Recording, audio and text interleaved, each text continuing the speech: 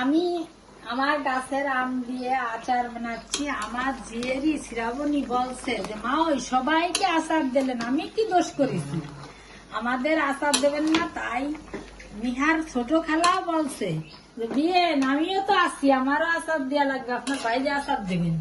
তার জন্য আচার বানাচ্ছি, আচার খুলনা পাঠাবো। তাই এখন শুরু করছি, এখনো শেষ হয়নি। শেষ হলি তারপরে আবার আপনাদের দেখাবো।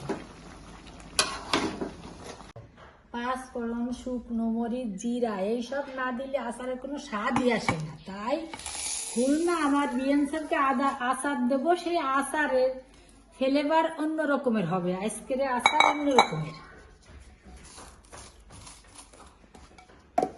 অনেক স্বাদ করে নাচি। বিএনসবকে দিতে হবি, জিয়ে রিগে দিতে হবি, স্বাদ না হলে তারা খাবি কি রে।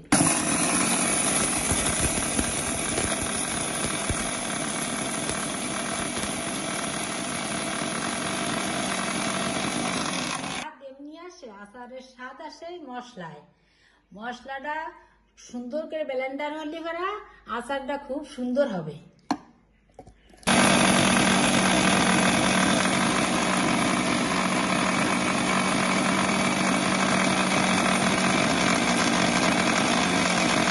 মশলাটা অনেক সুন্দর হয়েছে, আরো সুন্দর হবে। তাই এখনো মনে হয় হয়েছে। এবার দেখেন কি সুন্দর হয়েছে আচার। মশলাতে সুন্দর হয়, তাই মশলাগুলো খুব সুন্দর করে ভাইজে মশলা তৈরি করে নিলাম।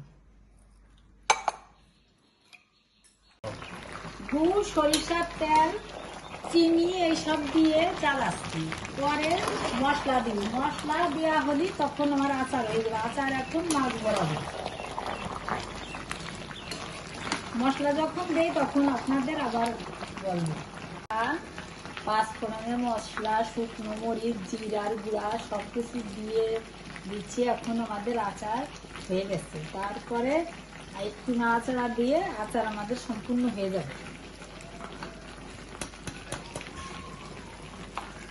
রেসিপিটা ভালো হলে আপনারা একটা শেয়ার দিন, লাইক দিন।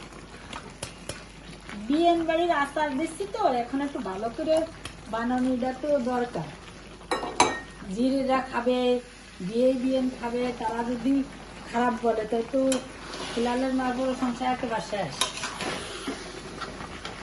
এই জন্যই সুন্দর করে একটু বানাচ্ছি। এখন কিরম হবে না আল্লাহ জানে।